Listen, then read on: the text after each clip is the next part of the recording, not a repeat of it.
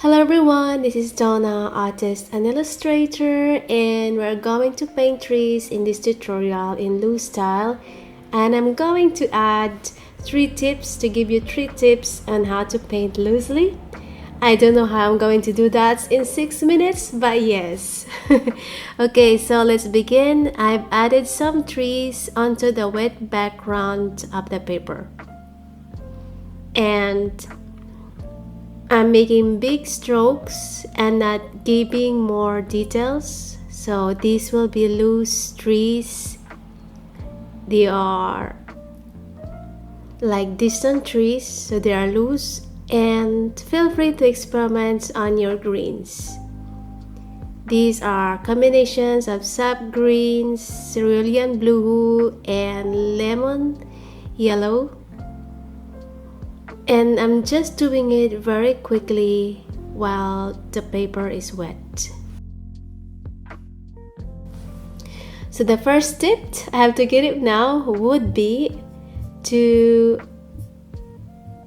use larger brushes for precision and less strokes. So a big brush forces you to simplify your strokes, forcing you to focus on the essence of the subject rather than small details. So as you can see, that's what we're doing. And here, using my flat brush, I'm painting on a completely dry background. And this is Born Amber. It's important that you have the rough paper when you're doing the sparkles. So the white sparkles, you can achieve this by pressing your brush loaded with pigment onto dry paper. I've added some Van Dyke brown as well. The second tip would be embrace accidental runs. So let water droplets splatter across your paper to create unexpected textures and shapes. This will free you from rigid control and guide your hand toward organic patterns. So here I am just dropping some darker values onto the foreground, and now I'm adding more trunks onto the trees. And oops, it's still a bit wet on the upper part, but that's okay, we'll figure it out. Okay, so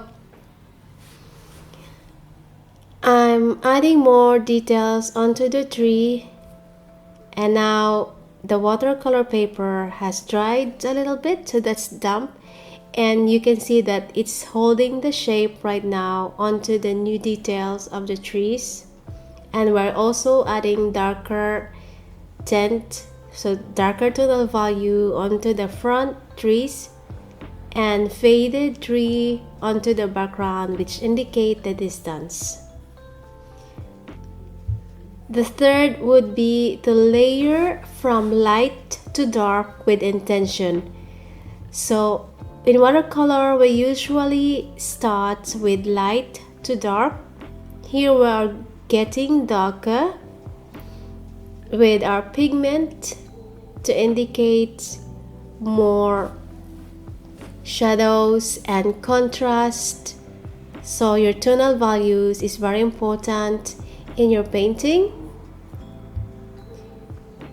So build your washes in glazes, using the lightest hues first and letting them dry before applying deeper tones, allowing each layer to flow naturally into the next without overworking.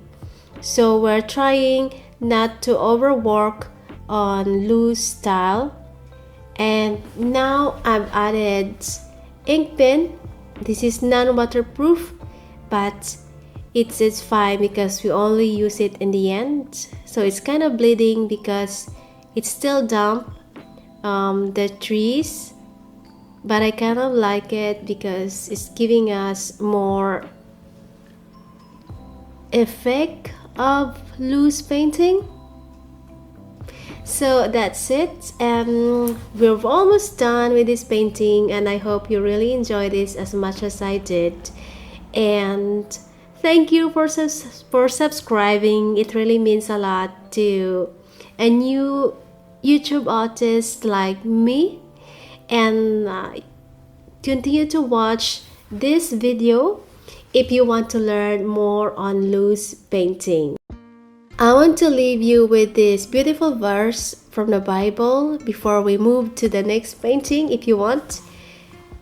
Jeremiah verse 17, chapter 7 to 8. But blessed is the one who trusts in the Lord, whose confidence is in him. They will be like a tree planted by the water that sends out its root by the stream. It does not fear when heat comes.